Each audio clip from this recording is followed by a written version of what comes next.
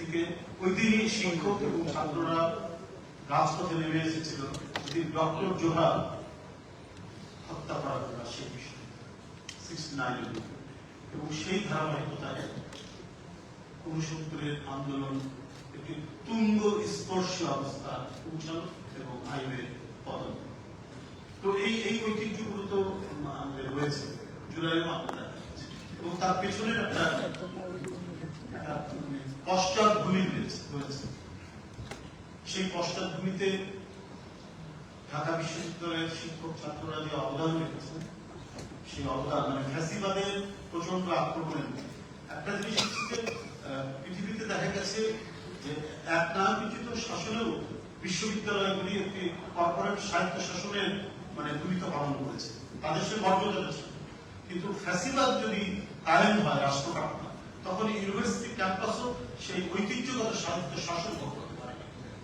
1895 সালে ছাত্রদের যে আন্দোলন ছিল মস্কো বিশ্ববিদ্যালয়ে, যারা সেই প্রচন্ড প্রভাবশালী শাসনেও মস্কো বিশ্ববিদ্যালয়ের ছাত্ররা কিন্তু আন্দোলন করার সুযোগ পেয়েছে, তার উপরে মিনিমাম ধরনের একটা কর্পোরেট সাহিত্য শাসনের মানে একটা পরিবেশ ছিল। এবং 50-এর দশকের ভেনিজুয়েলা বিশ্ববিদ্যালয়গুলো অনেকটা সেই ভূমিকাই পালন করেছে এবং প্রচন্ড জনতা সরকার সেখানে রাজত্ব করছে। কিন্তু ফ্যাসিবাদে সেটার সুযোগ থাকে। ফ্যাসিবাদী শাসনে আমরা দেখেছি যে ইউনিভার্সিটি ক্যাম্পাস থেকে শুরু করে সমস্ত প্রতিষ্ঠান আক্রমণের শিকার থাকে এবং তাদের প্রতিনিধিরা সেখানে আমরা সেই পরিস্থিতির মধ্যে এখানে আমরা লক্ষ্য করেছি যে ঢাকা বিশ্ববিদ্যালয়ের সমস্ত বিশ্ববিদ্যালয় সেখানে প্রচন্ড প্রভাবে ফ্যাসিবাদী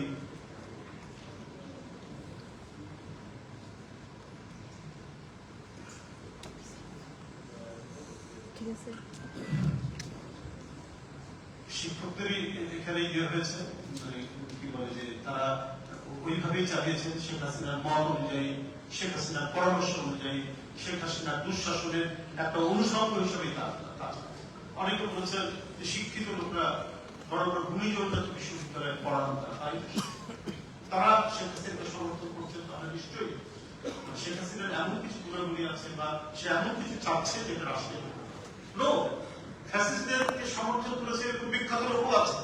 তাই বলে কি ফ্যাসিস্ট শাসন আপনার ইতিবাচক? ফ্যাসিস্ট শাসন কি মেনে নেওয়া যায়? এজরা পাউল বিখ্যাত কবি, ইংরেজ কবি, সে জার্মানির নাৎসি শাসনকে সমর্থন করেছে এবং দ্বিতীয় বিশ্বযুদ্ধের পর সে অনেকখানি মানে বিচ্ছিন্ন থাকতে হয়েছে, বিকৃত হতে হয়েছে।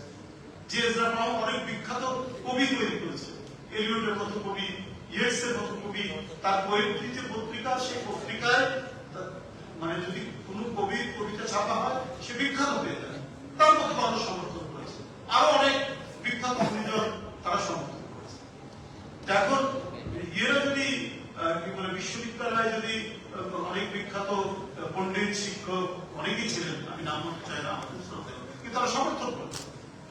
মানববন্ধন করেছেন ডক্টর আনিসুজ্জামান। তাহলে কি শেখ হাসিনা সত্য, তার শাসন সত্য, তার গুম খুন রাজনীতির যে সংস্কৃতি তৈরি করেছেন সেটা সত্য?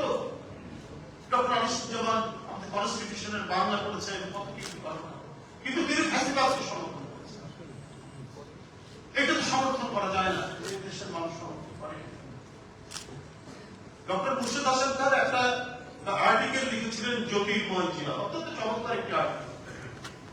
সে আর্টিকেলের জন্য তার চাকরি চলে যায়, অন্য কোনো কারণ দেখাতে পারেনি, কোনো কারণ দেখাতে পারেনি, অর্থনৈতিক দুর্নীতি বা অন্য কিছুই না। জ্যোতির্ময় জিয়া এই আর্টিকেলটা তিনি পত্রিকায় লিখেছেন, এই জন্য তার চাকরি। কিন্তু দেখবেন যখন হাসিনা কথা বলতো, তার বসন্তবাদ বুদ্ধিজীবীরা কথা বলতো, ডক্টর জাফর ইকবালের কথা বলতো, কি আপনার স্বাধীনতা চেতনা, কত কিছু বয়ান দিয়ে তাদের অন্যায়, অবৈধ এবং রক্তচোষার নীতিকে তারা সমর্থন করতে। ওবায়দ ভাই সুন্দর ভাই বলেছেন যে ওবায়দ ভাই ঢাকা বিশ্ববিদ্যালয় ক্লাবের সভাপতি, আমরা প্রায় তার দাওয়াত দিলে আসতে আমার স্ত্রী সহ এসেছে ক্লাবে। তখন মুর্শিদের চাকরি নেই, এসেছি একটা প্রোগ্রামের মধ্যে, মানে জাস্ট খাওয়া দাওয়ার প্রোগ্রাম করতে এসেছি, কারণ একদিন দুদিন পর দেখছি আমাদের ছবি মানে ওই সিসি ক্যামেরায় আমাদের ছবি ধারণ করা হচ্ছে, সেটা টিভিতে দেখানো হচ্ছে, আমরা সেখানে বসে গোপন ষড়যন্ত্র করছি। আর ষড়যন্ত্র কি নিজের স্ত্রীকে নিয়ে করে, আর প্রকাশ্য জায়গায় ঢাকা বিশ্ববিদ্যালয় সেখানে যে আমরা ষড়যন্ত্র করছি, আমরা নাকি পদ্মা সেতু নাট বোল্ট খোলার একটা প্রচেষ্টা চালাচ্ছি।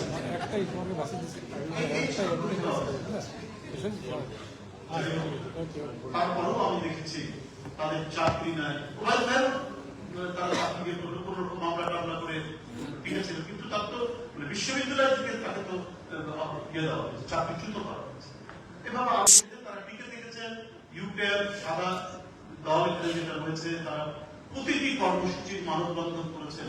আমি এটাই বলতে চাই যে ওই ফ্যাসিবাদের মুখে যে শিক্ষক দাঁড়িয়েছে বিভিন্ন বিশ্ববিদ্যালয় থেকে এসে, কিন্তু আমরা আরেক ছোট ভাই ইসলাম তাদেরকেও দেখেছি জাতীয় বিশ্ববিদ্যালয় থেকে আসছে, ওপেন ইউনিভার্সিটি থেকে আসছে, বিভিন্ন জায়গায়